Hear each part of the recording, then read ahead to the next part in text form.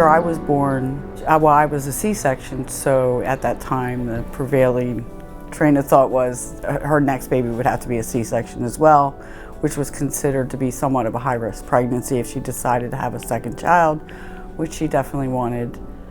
And then after my brother was born, she was warned not to have any more children, and went on birth control. No unplanned pregnancy, because she wanted to be around for my brother and I's lives, to raise us, not leave my father a single dad, because actually she had been raised by a single dad.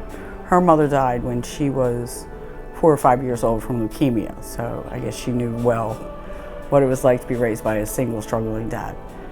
So when she eventually went to confession for taking birth control, she wasn't, absolved. She was told not to present herself for communion. She wasn't allowed to go anymore, and she never did. And I know growing up, she didn't go to communion.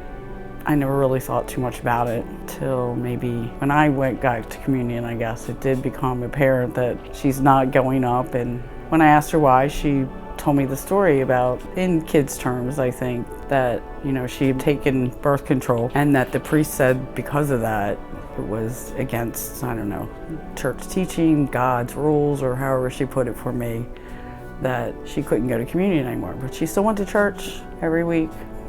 I mean, growing up, like I said, she never went to communion. It was just the thing. It was always like that. And even after she explained it to me, she was just very matter of fact. This is the way it is, so this is what I do. So that's the way I'd always looked at the church, I guess. That was always my view, where it was a church where it said, well, she did this, mom was bad, or whatever. She broke the rule, and now she can't go to communion. That was just, she wasn't bitter about it or angry. She believed that that's what she was told, so she proceeded accordingly.